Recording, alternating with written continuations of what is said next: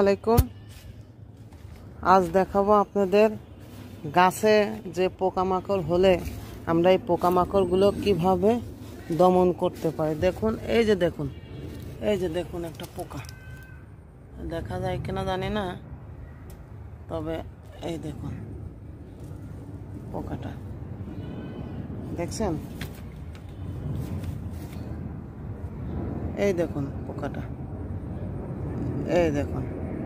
তবে এই পোকা দমন করতে হলে, ঠিক আছে, এই পোকাগুলো দমন করতে হলে কীটনাশক ব্যবহার করতে হবে। সেই কীটনাশক ব্যবহার করে আজ আমি আপনাদের দেখাবো যে কিভাবে গাছের পোকা দমন করে। এই দেখুন, এই যে এই কীটনাশকটা ব্যবহার করতেছে।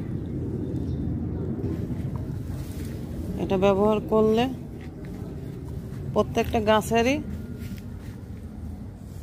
পোকামাকড়গুলো গাছ থেকে সরে যাবে। দেখুন এই যে পোকামাকড়,